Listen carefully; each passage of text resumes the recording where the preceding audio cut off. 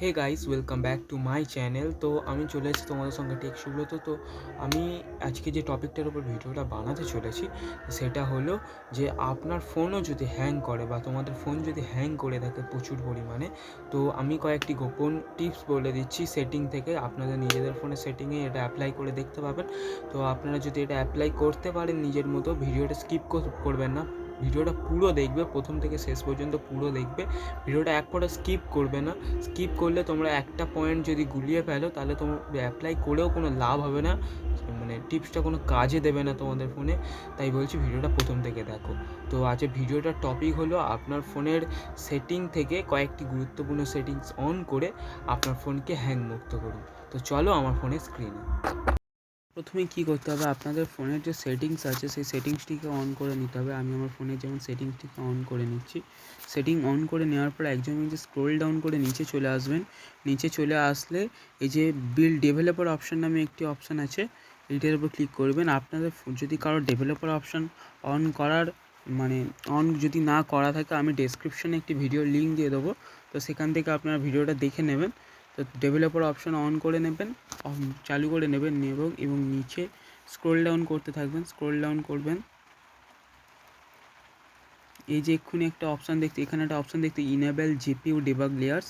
তো এইটা আপনাদের সাধারণত অফ করাই থাকবে, এটা অন করে দেবেন। তো এইটা অন করলে আপনাদের কি হয় না, আপনারা যেমন নিজেদের ফোনে অফলাইন বা অনলাইন যে কোনো যদি কোনো গেম খেলেন, তো আপনার ফোনে যদি স্টোরেজ কম হয় তাহলে ডিভাইসটা হ্যাং করে বা ল্যাগ করে।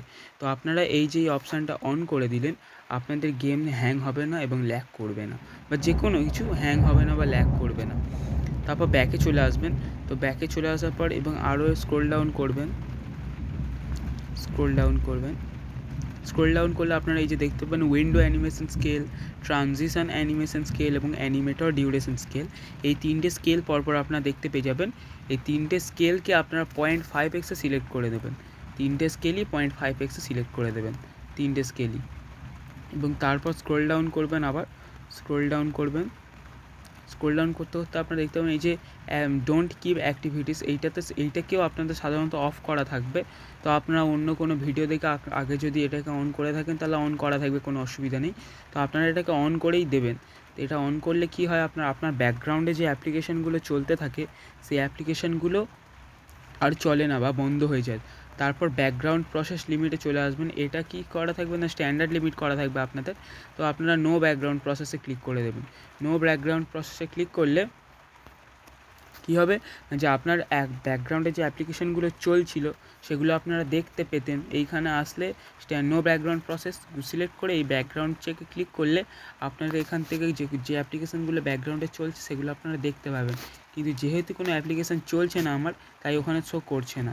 এবং আজকের ভিডিও এই পর্যন্তই। গাইস, তোমরা ভিডিওটা দেখলে, ভিডিওটাতে কোনো যদি ভুল হয়ে থাকে আমাকে কমেন্টে জানাও, এবং যদি আমার কথা বলায় কোনো ভুল হয়ে থাকে তাহলে আমাকে ছোটো ভাই ভেবে ক্ষমা করে দিও।